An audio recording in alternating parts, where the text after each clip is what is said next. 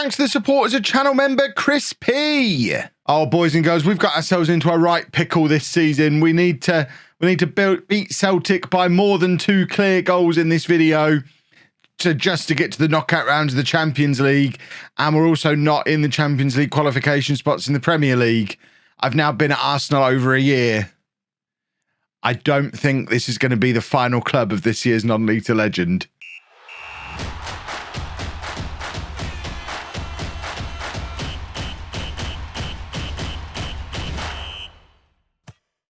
Hello and welcome to Club 3, Part 12 of Non-League to Legend. I'm Kevin. Coming up on today's episode, we have that Champions League group game against Celtic, and we're also away against Wolves in the Premier League. Since you were last with me, I thought everything was going lovely. Obviously, you saw us... In fact, you didn't see us beat Dortmund. You saw us lose against Ajax, didn't you? You also saw us lose against Posh. But then we drew against Bournemouth. The comeback is on here because we thumped Dortmund 4-0. And I thought that was the turning point of the season, especially when we then went and beat Manchester United 3-1.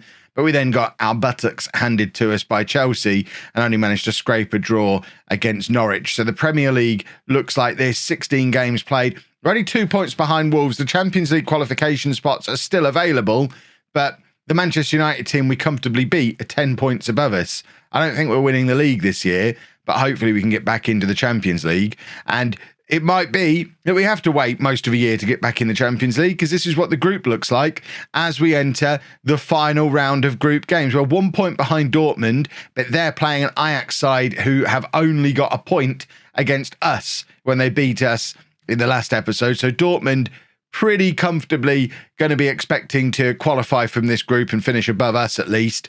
We play Celtic. We're 3 points behind them. They beat us 2-0 in the return fixture. So a 2-0 win over Celtic should be enough, because that would put us level on head-to-head, but we'd be ahead on both goals scored and goal difference, which I think are the key separators after head-to-head. Obviously, anything beyond a 2-0 win, and we beat them on head-to-head as well, and actually force Celtic back down into third place in the Europa League, which would be a little harsh on them, assuming, of course, Dortmund win, which I think is a fair assumption. So bottom line, we've got to beat Celtic. We are the home side. If the team that beat Dortmund and Manchester United turn up, we'll be fine. If the team that played Chelsea or Norwich turn up, it's Thursday night football again for Arsenal for the rest of the season. So we're going with Dragowski in goal, a back four of Saka, Gabriel, Quaresma and Tomea, Martinez and Barrow in midfield, Magno, Almada. Did I ever decide how to say his name? And Camera supporting Delap up front. I mean, if you want to see just how much we've revolutionised this club since I arrived, 1, 2, 3, 4, 5, 6. So more than half of this starting 11 were not at the club a year ago, which is pretty revolutionary stuff for a top tier Champions League level team. For me, as a lower league football fan, that's fairly standard. I mean, watching Posh for years in real life, we regularly have a completely new team each year, or maybe not completely new, but mostly new. And having a player stay at the club for 3 or 4 years is almost unheard of. But at this kind of level, you kind of expect teams to add 1 or 2 players each year and slowly but surely transform teams. We've had a revolution here at Arsenal, and it all comes down to this. If we get knocked out here, we're effectively not much better off than we were before the revolution. Almada puts us 1-0 up, which is huge. 1-0 to Arsenal after 13 minutes. More of that, please, boys. Interesting to see if my understanding of how the league table works is correct as well, just to see where this puts us in the table. I'm assuming at 1-0 we're still going to be behind Celtic. Yeah, at 1-0 we are still behind Celtic. As you can see, Dortmund are already ahead against Ajax as well. Ajax 0, Dortmund 1 is up there. So we do, at the very least, need a second goal, and it might even be that we need a third. I think a second does the job, but obviously we don't want to be going into the 89th minute at 2-0, because I'll just won't be able to cope. It'll be too stressful. Camera, we're looking to play Magno in, but couldn't quite get past the Celtic right back. But we are building again through our midfield. Martinez out to Tomea. Back to Martinez again. Martinez is slowly but surely really starting to become the wonder kid playmaker that we thought he was going to be. He's really establishing himself in the side now, and there is a perfect example of it. What a pass from Martinez to put Magno in, and he can't quite find Delap in the middle, but we are putting pressure on Celtic here. Gabriel, our centre-back, charging down the left wing. Now everyone wants this. Magno, Almada, he's hit the crossbar. Oh, my word, we very nearly went 2-0 up inside the first half hour of this game. We're up for it tonight. We just need to make sure we are taking our chances. So far, Celtic haven't even had a shot, and we are all over them. But this is where we need to capitalise on our dominance and grab another goal. Coming out of this period of the game, only 1-0 up, I fear won't be enough, because there is going to be a time when Celtic do come at us. They're top of the group for a reason. Quaresma plays it forward to Almada, who brings it down beautifully on his chest. This is great play from Almada. Delap's in, and Delap scores, and there is our second goal. Still only 33 minutes gone. It's Arsenal 2, Celtic 0, and I think, as it stands, that puts us above Celtic. We do need to just check in on the league table anyway, but I think this puts us up to second in the group and pushes them down into Thursday nights. Update league table. Yes, it does. Right. If the game ends like this, we're in the knockout round. Saka with the in-swinger, looking for Gabriel, but can't find him. And Saka is there again to try and pump the ball back into the area. It's Martinez playing it back to Tamea, and Saka has stayed out wide on the right. He's in the team as a left back at the moment, but getting the opportunity to play as a right winger as part of this move, which is obviously his strongest position. Martinez to Almada, Delap, Camera. We've got an over. Well, in fact, we haven't got an overlap. That's my colour blindness ruining me. I thought that was one of our players. It's not. But Liam Delap's made it 3-0. And it is the team that beat Dortmund that have turned up tonight. The team that beat Manchester United. It's 3-0 to Arsenal now. And we are looking good. I'd like a fourth before half-time, please. Because I think a 3-1 win, I don't know what that does. Does that do away goals count in the head-to-head? If we beat Celtic 3-1 here, is that enough to put them back above us? Because it would then be 3-3 as an aggregate head-to-head score, but they have an away goal. I don't actually know how that works. So to be on the safe side, to avoid heartbreak with a Celtic goal, shall we just grab a fourth, please, lads? That would be nice.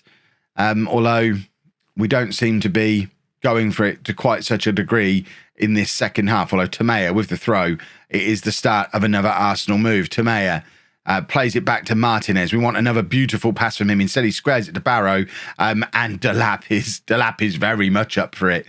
Magno involved again, and Almada is having a sensational game today, just pulling all the strings in that attacking midfield role that he rarely starts in. Normally, I'll start Pedri in that role, but today it's Almada as Pedri's unavailable, and Almada is having a cracking game and making a very solid case for starting there on a bit more of a regular basis. Right, I'm looking at fitness levels. We're going to take off Magno. Oh, where's João Pedro? He's not there either. We're maybe not going to take off Magno. Maybe we're not going to change very much at all here, because everyone's doing reasonably okay. And this is the whole squad depth thing. We are on quite a weak bench today. I want to keep the strongest team on, because I worry that conceding one goal ruins everything. And it is now Celtic moving forward a little bit. We knew this was coming. I mentioned there would be a spell when Celtic had to come at us and try and grab a goal. And we need to make sure we don't let them. Oh, I thought we'd given away a penalty. A massive save from Dombrovski. That's not his name, Dragovski. I was confusing him with my right back from Bayern Munich last year. My word. It's right. We've got to make some changes to this front three now. Right, I don't know if I've introduced you to Fernando Jardel, who is an 18-year-old wonder kid left-back. I've raided Porto again. He's only in on loan because we couldn't afford to buy him, but I'm going to try and buy him as soon as we've got some money, and I think I'm actually going to bring him on so that we can get Saka involved further forward. So Saka can go up there, Jardel can come on at left-back, and then I'm also going to bring on Carlos Alberto on that side. So it does mean Saka's just going to be, we're just going to have pure wingers on both sides, but it just gives us a little bit more energy in those attacking areas, in the wide areas, just to do a little bit of running. I think a little bit of running is needed at this moment. I know the comment section is screaming at me to drop back to some kind of counter-attacking system and protect the 3-0 lead that we've got. You know I'm not going to, though. If you've been watching for a while, you know that's not my style. We're looking for a 4th goal rather than trying to stop Celtic scoring. Tamaya looking to get the cross in.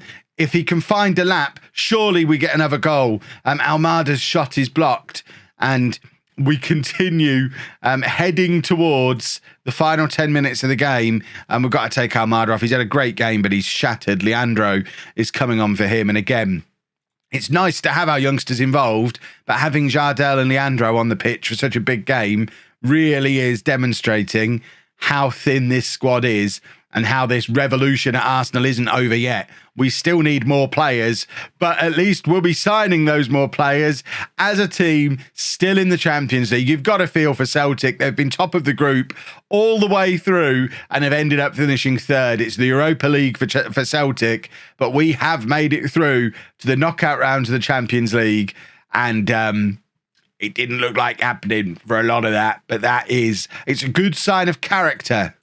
An excellent performance, and now we need to build on that. We've got a long gap now before we're back in the Champions League. By the time we're playing that Champions League first knockout round game, I want us to be firmly in that top 4. We don't necessarily need to be looking to win the league this year, but we need to be making sure we qualify for the Champions League again next season. And of course, now the option to do it through winning the Europa League is off the table. But the big games keep on coming because Wolves, who we play now, are the team who are in 4th place in the Premier League at the moment. But being wary, as we always are, of the Champions League hangover, the European hangover, we have made a few changes. We've got Remy going out to left back, Tamaya at right back. We've got Carlos Alberto coming in at the base, well, not really at the base of the midfield, but alongside Barrow in there. Pedri comes back in for Almada, who's going to be rested. And we're going with João Pedro up top, who is now available to play in this game, which he wasn't in the game against Celtic. So few changes. Let's hopefully grab another win. I'd like to think the Celtic game is the turning point of the season. But I thought that after the Dortmund game as well. And yes, we then went and beat Manchester United, but then we got battered. And I really could do without getting battered by Wolves today. There's your league table. If we beat Wolves, we go above them. We have to keep an eye on West Ham, who are lurking around in there with 2 games in hand. Is there any other Premier League games going on right now? I think there's games that have gone on earlier today. Liverpool, Posh, obviously all lurking in there as well. It's good to see Posh not being quite as useless as they seemed to be towards the end of last season. Although if they're doing it the way they did on yesterday's episode, it's hideous. I don't want to see him succeed playing like that. Pedri has done well here to get in and get his shot away, but couldn't quite force it past the defender. But that's Pedri's watched what Almada did against Celtic and realised his place in the squad, or in the team at least, might be under threat. And has decided he's going to play well. And he's got himself an assist, I think, although the flag is up. How do you end up offside from a free kick like that? We're a Premier League, we're an elite level Premier League side. This is schoolboy stuff. I wouldn't be offside here. Let's have a look at the replay. It's just poor. Just really poor. You've got to be better than that at beating an offside trap. Tamaya then with a free kick. And now playing it forward, looking for João Pedro, but can't find him. Quaresma heads back to Carlos Alberto. And now Pedri trying to force it through to João Pedro. Pedri, by the way, is still unhappy that we haven't upgraded the coaching setup. So if he continues to be grumpy, I'm not against selling Pedri and bringing someone in who's not going to be such a grumpy boy. But especially having seen how well Almada's played in that most recent game. Magno's done very well there as well, in fact, and he's played it into Pedri, who's got João Pedro ahead of him. It goes for Camera instead, who nods it across. I think he was looking to have a shot, but it ends up releasing João Pedro down the left, who picks Tamaya out, who's charged forward from right back. It's good play all round, and Vito Tamaya, who we signed to, I mean, at the time, I said he's probably going to play right back, although he was officially a centre back. The guy can play on the wing as well. He's definitely my kind of fullback rather than the centre back he was being used as in Italy.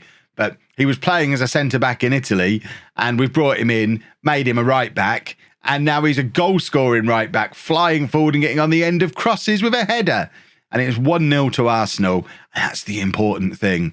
I am happy with the performances so far. Don't mess it up from here, boys, because as you can see, as it stands currently, we are up to 4th place. We are up to that 4th Champions League qualification spot, and only 7 points off the top of the table as we approach the halfway point of the season. So a couple more wins with other teams dropping points, and we could find ourselves back in a title race. We're not worried about the title this year. It's all about Champions League qualification, and that is a perfect pass to play João Pedro in, who beats the offside trap, and it's 2-0. Was that Carlos Alberto who played that pass?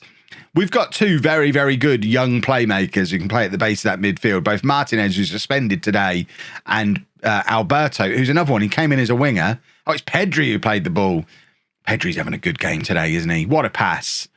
And João Pedro. I'm saying I'm doing a lot of P's. I'm feeling them all coming out of my mouth. It feels weird. So we need someone who doesn't have a P in their name to do something in a minute, because this is getting absurd. Right, we have a corner out. Carlos Alberto with the corner. Gabriel's there, and his header goes a little bit high and a little bit wide, but we stay 2-0 up as we're about 25 minutes from the end of this game. It's Wolves on the attack from the goal kick that led directly from that corner. So this is a highlight that's continuing on, which is always a little bit alarming because he's usually ending a goal. Hopefully it's going to be a goal for us because we've cleared it here, although it's back with Wolves again, and it's one of those odd highlights. Oh, João Pedro's in. The goalkeeper's out of position as well. Surely João Pedro's getting his his second. It's a lovely finish from João Pedro. That is a man playing with confidence. He is.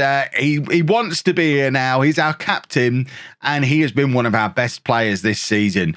Lovely awareness to intercept the ball in the first place, and that little dink finish over the goalkeeper should seal our victory today. Wolves 0, Arsenal 3, and we are well back in this Champions League qualification hunt. Right, we're going to bring on Tommy Doyle in midfield and put Carlos Alberto out onto that wing. Swap those two over. We're going to take off Magno as well. The most sensible thing to do, I think, is Delap on for him and get João Pedro back out onto the left again. Although though we've moved two players into different positions who've been having very good games there. Hopefully that doesn't come back to bite us. That is a stupendous finish from the Wolves player there. That must be 35 yards out. Maybe it's not quite that far. It looked further away than that from the other angle. It's still a good 30 yards and a very good finish through a very crowded penalty area. I can only assume that Dragovski's vision was obscured by all the players in front of him because it was so far out. You would back him to make the stop there. Pedri's going to come off for the final 10 minutes. Almada's going to come on and hopefully play as well as he played in that game against Celtic. If he continues that form, it'll be lovely. And here he is with the break. He's got Delap ahead of him. It's 2-on-2 here for Arsenal. Almada's just going to keep on going, though. I was convinced he was sticking that underneath the goalkeeper. As it is, he forces the corner, and it's going to be Doyle to take. Our vice-captain, and doesn't really get in the team anymore, Tommy Doyle, because we rebuilt the midfield in the summer. But certainly don't regret having him in the team when he's there. He's a very handy squad player to have around. Part of the nice, quite sizable group of English players that we've got at the club. He's probably not English. He's definitely British. I think he's English. I'll have to check. Definitely British. Probably British. Think he's English. Oh, blimey. Right, we need to just tighten that up a little bit. Where they're shooting from that little area there where it's the gap between Remy and Gabriel. Remy is a right back playing at left back. We need a left back. It's becoming more and more clear as time goes on that all of our problems stem from the fact we don't have a proper left back. I don't know if the young lad we've got on loan from Porto will be the long-term answer. I know I keep speculating about bringing Tierney back in, but I think it would be a sign of weakness as a manager. It would be a sign of strength. It would be a sign of weakness as a manager. I've made the decision Tierney's done and stopped playing him. If I now go back to Tierney, that's me admitting to the fans and to the players that I got it wrong. Can't do that. Gotta stick to my guns and just try everyone else there. We probably need to sell Tierney and bring somebody else in. Ideally, in January, we don't really have any money to spend, although he says he doesn't have any money to spend. The board did just give me an extra £500,000 a week in wage budget, which is a weird thing to give me when we were already under our wage budget and still don't have any transfer budget to play with. But now I'm thinking about it, I'm wondering if we can shuffle some of that into, wrong button, Kev. Shuffle some of it into transfer budget and maybe go out and get ourselves a left back. So if we do a budget adjustment, we're only going to need, so we're paying 3.8 million in wages. We could bring that wage budget down to there and afford a left back and go and spend potentially 25, 30 million pounds on one. So there might be a new left back at the club before we're back for the next episode. If you've enjoyed that, please make sure you leave a nice big thumbs up on there for me. Subscribe to the channel for daily Football Manager videos. And thank you very much for watching.